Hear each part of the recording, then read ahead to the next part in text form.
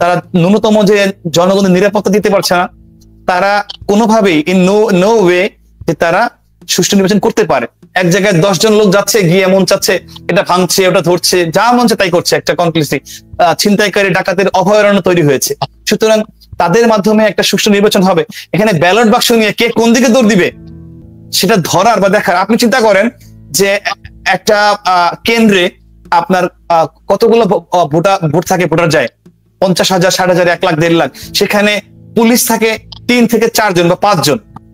So যদি যে কোনো ম্যাচ হয়, আর এই জুলাই আগস্টের পরে, এই ঘটনার পরে যেখানে আপনার সেনাবাহিনীর সামনে 32 ভেঙে ফেলছে, আপনি খুলনায় কুয়েটে দেখলাম সেনাবাহিনীর সামনে একটা ছোট্ট বাচ্চা রাস্তার টোকায় ছেলে, তাকে মেরে মাথা ফাটিয়ে দিল ওখানকার শিবিরের সমর্থকরা। তো সেই জায়গায় আপনি কিভাবে আশা করেন যে এদের সামনে এখানে একটা সুষ্ঠু নির্বাচন হওয়া সম্ভব? এখানে যা জোর যার মূল্য তাই হবে। যে কেন্দ্রে যার মানে ডমিনেশনের সুযোগ আছে, সে সেখানে তার মতো করে অ্যাবসলিউটলি সে তার মতো করে ভোট ডাকাতি করবে, ভোট কাটবে, তার মতো করে চলবে। এখানে কোনোভাবে সুযোগ নাই। এই সরকার যে অলরেডি মানে তাদের কাজগুলো করতে পারছে না, ক্রেডিবিলিটি জনগণের কাছে হারিয়েছে।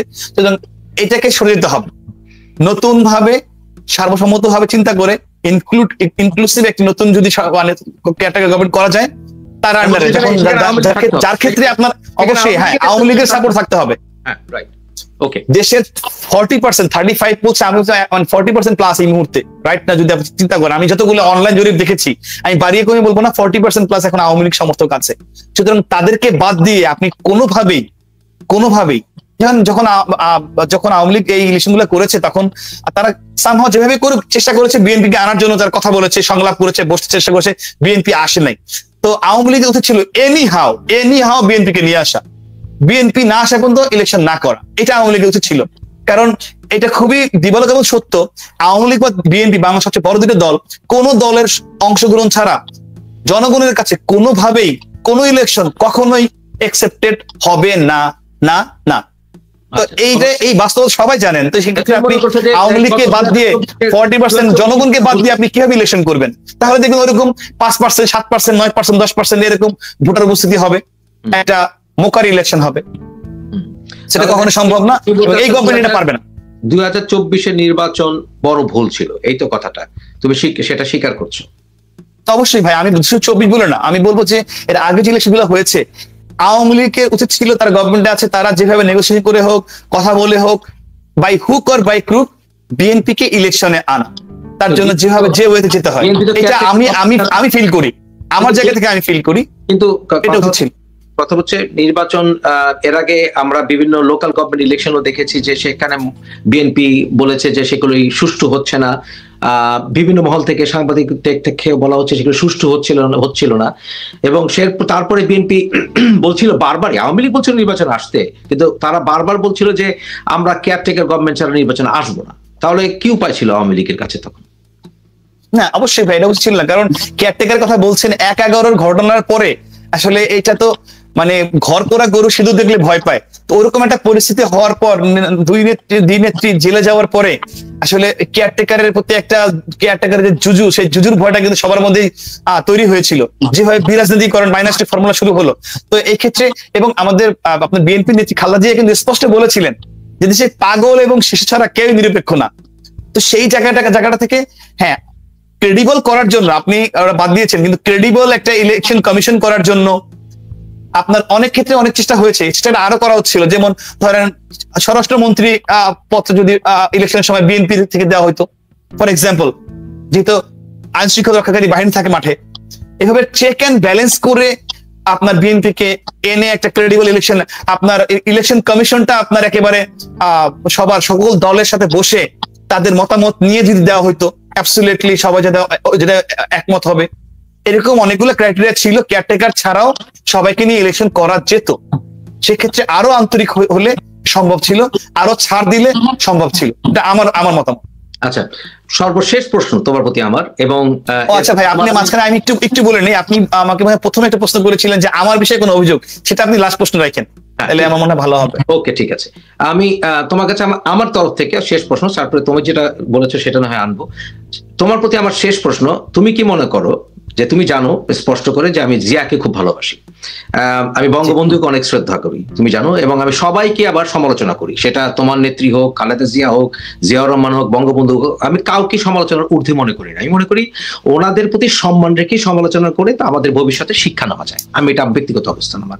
তাহলে তোমার কাছে আমার প্রশ্ন, তুমি কি মনে করো গত এই 16 বছর 17 বছর যাই বলো, এই সময়টিতে বিএনপির প্রতি, খালেদা জিয়ার প্রতি, ছাত্র দলের প্রতি অন্যায় করা হয়েছে কিনা? কিছু কিছু ক্ষেত্রে অন্যায় হয়েছে, টু সাম এক্সটেন্ট কিছু ক্ষেত্রে হয়েছে, এবং সেটা চাইলে মিনিমাইজ করা যেত, যেটা চাইলে আরো সফটলি ডিল করা যেত, এমন বিষয়ে কিছু কিছু হয়েছে। এটা আমার চোখে পড়েছে। এটা আমরা ছোট মানুষ, কিন্তু আমরা হয়তো নীতি নির্ধারণী পর্যায়ে ছিলাম না। কিন্তু যদি আপনি এইভাবে বলেন যে তুমি ওই জায়গায় হলে কি করতা, তাহলে আমি এটাই বলতাম যে আমি ওই জায়গায় হলে আমি আরো সফটলি ডিল করতাম। আমি কখনোই একজন মানে সাবেক প্রধানমন্ত্রীকে কারা অন্তরীণ করতাম না, আমি কখনোই মানে সেই কথা বলার সুযোগটা দিতাম না। আমি হলে অবশ্যই তাকে ফর এ ভেরি ইনস্ট্যান্ট বিদেশে যাওয়ার, চিকিৎসা দেওয়ার, সরকারি খরচে চিকিৎসার ব্যবস্থা করে দিতাম, ফর এক্সাম্পল যদি বলি। আজগবি ভুয়া মামলা দিয়ে কাউকে হয়রানি করার এই চেষ্টা আমার মধ্যে থাকতো না। আপনি আমার মতামত চেয়েছেন, আমি সেটা বলেছি। এই কাজগুলো করলে, এই উদাহরণ দেখালে কিন্তু আওয়ামী লীগের জনপ্রিয়তাই বাড়তো। আচ্ছা, সরকার হিসেবে তাদের অবস্থান ক্রেডিবল হইতো। বালির ট্রাক রেখে কখনো কাউকে অফ করা, এটা কখনো জনগণ ভালোভাবে নেয় না। ঠিক আছে, এই কাজগুলো বুমেরাং হয়েছে। রাব্বানি সম্পূর্ণ প্রশ্ন, আয়না ঘরের ব্যাপারে তোমার অবস্থানটা কি? ভাই, আমার অবস্থান একদম ক্লিয়ার। আসলে এটা এক ধরনের প্রোপাগান্ডা। আমি ক্লিয়ার করছি, পৃথিবীর সকল দেশে, আই রিপিট, পৃথিবীর সকল দেশে যাদের সেনাবাহিনী আছে, সকল দেশে তাদের সেনা গোয়েন্দা আছে, এবং সেনা গোয়েন্দা বা সেনাবাহিনী বা আপনার আইন শৃঙ্খলা রক্ষাকারী বাহিনী, তাদের রিমান্ড রুম আছে, তাদের ইনকোয়ারি করার জন্য একটা সেল আছে। আপনি যদি আমাদের দেশে একটা ধরেন বাইরের একটা গোয়েন্দা ধরা পড়ে, একটা গুপ্তচর ধরা পড়ে, তাকে আপনি ইনকোয়ারি করবেন কোথায়? একটা গোপন সেলে। তাকে তো আপনি সিআরপিসি মেনটেন করে তাকে 24 ঘন্টার মধ্যে কোর্টে কোনোভাবে আপনি আনতে পারবেন না, সুযোগ নাই। তাকে আপনার প্রয়োজনে 1 বছর 2 বছর 5 বছরও রাখতে হতে পারে, রাষ্ট্রীয় নিরাপত্তা এবং রাষ্ট্রের প্রয়োজনে, সার্বভৌমত্বের রক্ষার প্রয়োজনে হতেই পারে। তো সেই ক্ষেত্রে ওই আয়নাঘর বলে যেটা বলা হচ্ছে, ওগুলো হচ্ছে ওই ইনকোয়ারি সেল বা রিমান্ড রুম বা জিজ্ঞাসাবাদের স্থান। এটাই হচ্ছে ট্রুথ। বাট বলতে পারেন আপনি এটা যে এইটাকে রাখা হয়েছিল, করা হয়েছিল যে শুধুমাত্র বহির্বিশ্বের বা বাইরের যে গুপ্তচর আছে বা এক্সট্রিম লেভেলের কোনো অপরাধী যার কাছ থেকে কোনো সিভিয়ার ইনফরমেশন কালেক্ট করতে হবে, তাদেরকে সেখানে রেখে কাজ করা দেশের স্বার্থে, মানুষের স্বার্থে। কিন্তু এইটাকে সামহাও কোনো কোনো ক্ষেত্রে হয়তো মিসইউজ হয়েছে। কোনো কোনো ক্ষেত্রে আপনার দেখা গেল সরকারের সমালোচনা করে তাকেও সেখানে যেতে হয়েছে, এমন কিছু কাজ হয়েছে। কিন্তু কখনোই আয়না ঘর বা শুধুমাত্র এরকম রাখা, যেটা আপনার সিরিয়ার বাসার আসাদে ছিল, ওই ধরনের কোনো আয়না ঘর, ওই ধরনের কোনো অস্তিত্ব কখনো ছিল না। যদি থাকতো তাহলে 5 তারিখের পরে 6 তারিখে সকল মিডিয়া নিয়ে একযোগে এই সমন্বয়করাই ওখানে গিয়ে লাইভ করতো। ঠিক আছে, 6 মাস লাগতো না, 7 মাস লাগতো না, এই প্রশ্নগুলো উঠতো না। এটা সাধারণ একটা রিমান্ড রুম, সাধারণ একটা আপনার যেটা সব দেশে থাকে সেটাই ছিল।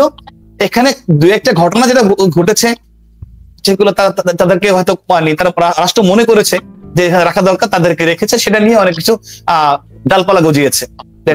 কোনো কোনো ক্ষেত্রে আমি মনে করি অফিশিয়াল সিক্রেটস অ্যাক্টের ভায়োলেশন হয়েছে, আমি ব্যক্তিগত। রাইট, হ্যাঁ, অবভিয়াসলি যাহার ওটা কিছুটা হলে বটে, কিছু না হলে কিন্তু আসতো না। হয়তো যেভাবে আসছে, আপনি যেমন বলছেন গোলাম আজম সাহেবের ছেলে কি আজমি ওসমান, গোলাম আজম ছেলের নাম জানে কি, ব্রিগেডিয়ার আজমি। হ্যাঁ, ব্রিগেডিয়ার আজমি সাহেব, তার একটা আপনি দেখেছেন, তার সঙ্গে যে একজন ছিল, সে স্টেটমেন্ট দিয়েছে।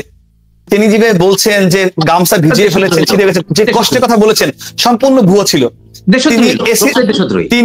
তিনি এসি রুমে থাকতেন, তিনি কোন বেলায় কি খাবেন তার সেই খাবারের মেনু পছন্দ করার সুযোগ ছিল। খুব আরাম আয়েসে তিনি কমফোর্টেবলি এখানে ছিলেন, বড় রুমে ছিলেন। উচিত হয়নি, আমি সেটা বলবো না, সেটা এইভাবে তো এক্সট্রা জুডিশিয়াল রাখার নিয়ম নাই। কিন্তু আমি জাস্ট আপনাকে প্রেক্ষাপটটা বললাম, যেভাবে উপস্থাপন করা হয়েছে বাস্তবতা এরকম না। ঠিক আছে, তবে আরেকটা বিষয় এখানে বলা প্রয়োজন, সেটা হচ্ছে তোমার ব্যাপারে যেটা লাস্ট আসলো, তোমার ব্যাপারে অনেকগুলো অ্যালিগেশনস আসে, যেমন পদবাণিজ্য করেছো, মদের আখড়া বসিয়েছো, ইত্যাদি। এই বিষয়গুলোকে বা তুমি সমন্বয়কারীদেরকে তুমি সৃষ্টির ক্ষেত্রে বহু সহায়তা করেছো, শিবির পেনেট্রেট করতে সহায়তা করেছো, এই বিষয়গুলোকে তুমি কিভাবে তুমি নিজেকে আত্মসমালোচনা করো? পয়েন্ট আকারে বলি। প্রথম কথা ইঞ্জিনিয়ারিং, সবচেয়ে বেশি কথা ইঞ্জিনিয়ারিং হচ্ছে যে শিবিরকে প্রমোট করেছি। তো এই কথা যারা বলছে এটা অ্যাবসলিউটলি বোগাস কথা। আমার হাত দিয়ে শিবিরের কেউ পদ পেয়েছে কোথাও, এমন কোন নজির কেউ বলতে পারবে না। প্রথমত হচ্ছে আমি শুধু কেন্দ্রীয় কমিটি করেছি এবং 4টা কমিটি করেছি। তো এখানে শিবিরের কেউ আসার কোনো সুযোগ নাই, বা আমার স্বেচ্ছায় সজ্ঞানে শিবির বা ছাত্র দলের কোনো কেউ আমার হাতে কোনো পদ পায়নি। যদি কেউ মানে এরকম অভিযোগ করে থাকে, সে শুধু ওই যে প্রোপাগান্ডা মেশিনের মতো মুখস্থ বলবে হ্যাঁ শিবিরকে পদ দিয়েছে, কোথায় দিয়েছে বলতে পারবে না, কাকে দিয়েছি, নাম কি, পরিচয় কি, অ্যাবসলিউটলি নো নেম, সুযোগ নেই। এগুলো নাম্বার 1। নাম্বার 2, আমি আগে বলেছি যে হাসনাত এবং সার্জিসের কথা বলা হয়। সার্জিসকে আমি সার্জিসকে আমি চিনতাম না। আমি 5 তারিখের পরের ঘটনা প্রবাহে আমার সাথে একটা সেলফি দেখেছি। তো ওরা দুজনই কিন্তু ওই সময় আমি যখন দায়িত্বে ছিলাম তখন ওরা ফার্স্ট ইয়ার থেকে সেকেন্ড ইয়ারে পড়ে। তো সেকেন্ড ইয়ারে একটা ছেলেকে আসলে চেনার আমাদের সুযোগও নাই। আর সার্জিস মানে যেটুকু রাজনীতি করতো টুকটাক যেটা করতো সাদ্দামের সাথে, ঢাকা বিশ্ববিদ্যালয়ের সেক্রেটারি যখন ছিল ওর সাথে, ওর কুরামে ওর এলাকার ছেলে হিসেবে। আর হাসনাত কখনোই কোনো রাজনীতি করতো না, ছাত্রলীগ করতো না, কোনো রাজনীতি করতো না। ওকে আমি আগে ওইভাবে চিনতাম না। ওকে যে আমি চিনেছি ডাকসুর জিএস হিসেবে আমি গিয়েছিলাম ঢাকা বিশ্ববিদ্যালয়ের একজন শিক্ষার্থী যে আপনি জানেন রেজিস্টার বিল্ডিং এর যে লাল ফিতা দৌরাত্ম দীর্ঘদিনের একটা সমস্যা, সেই সমস্যা নিয়ে আমরা অনেক সময় কথা বলেছি, কিন্তু ওইভাবে ডেসপারেটলি ও গিয়ে যেভাবে আপনার আমরণ অনশনে বসছিল, এই কাজটা কেউ করে না। তারা আমাকে ভাইস চ্যান্সেলর স্যার আমাকে বললেন যে তুমি একটু গিয়ে দেখো যে বিষয়টা নিয়ে করছে, একটা ছেলে এখানে একদম রেজিস্টার বিল্ডিং এর গেটের সামনে বসে আছে, তুমি ডাকসুর জিএস, তুমি গিয়ে কথা বল। আমি সেই জায়গা থেকে কথা বলেছি যে বঙ্গবন্ধুর আদর্শ অনুযায়ী যে একটা কেউ ন্যায্য কথা বললে সে যেই হোক, আমি ওর ব্যক্তি পরিচয় দেখি নাই, ব্যক্তি পরিচয় আমার জানাও ছিল না, ওর ভিতর দেখার সুযোগ নাই, আমি ওকে সমর্থন দিয়েছি আন্দোলন ওই আপনার ন্যায্য দাবিকে। এটা কি ওর সাথে আমার সম্পর্ক, আগে বা পরের কিছু নাই, এইগুলো একটা বিষয়। আর আপনি যেটা বললেন যে পদ বাণিজ্যের কথা আমি শুরুতেই বলেছি যে অ্যাবসলিউটলি মানে 1 টাকা শুধুমাত্র এটা না, আমি আরেকটা আপনাকে অ্যাড করে দিচ্ছি। আমি ছাত্রলীগের 4 কমিটিতে ছিলাম, আমি সেন্ট্রালে ছিলাম, ডাকসুর জিএস ছিলাম। এই বিগত আওয়ামী লীগ সরকারের 15 বছরে পদ বাণিজ্য না, নট অনলি বাংলাদেশের কোন মন্ত্রণালয়, ডিপার্টমেন্ট বা কোথাও থেকে 1 টাকার একটা কাজ করেছি বা তদবির করেছি বা কোনো সুযোগ শুনিয়েছি কোনো এমপির কাছ থেকে, মন্ত্রীর কাছ থেকে বা সচিব বা whatever whoever it is DG, যদি বলতে পারে আমি রাজনীতি ছেড়ে দিব, আমি কাজটা করি নাই। ছাত্রলীগের ইতিহাসে একমাত্র ছেলে হিসেবে আমি বেসরকারি প্রতিষ্ঠানে চাকরি করে আমি আমার সংসার চালিয়েছি, যেটা 5 তারিখে সে চাকরিটা এখন নাই। দেখ আমার ইনকামের কোনো সোর্সও নাই, আমি অনেকটা ভালনারেবল অবস্থায় আছি। আমি অর্থাভাবে কিন্তু বিয়ের অনুষ্ঠানটা করতে পারিনি, মানুষ বিয়ে জীবনে একবারই করে, তবে কিন্তু আমার প্রোগ্রামটা করতে পারিনি। এটা নিয়ে আমি নিজের কথা বলতে চাই না, তারপর আপনার কথা চলে আসলো। আর আপনি যে কথা বলেছেন যে মদের বদলে কথা বলেছেন, এই বিষয়টা খুবই ইন্টারেস্টিং। এটা যখন আমাদের বিষয়ে কন্টিনিউয়াসলি, আমি আরেকটা সে অ্যাড করবো জাহাঙ্গীরনগর বিষয়টাও আমি বলছি, যখন এইরকম কন্টিনিউয়াসলি অভিযোগ দেওয়া হলো, ভাই 5 মিনিট সময় একটু নিয়ে নিচ্ছি, আপনি যদি কথা বলছেন বলার জন্যই বলা, ওই সময়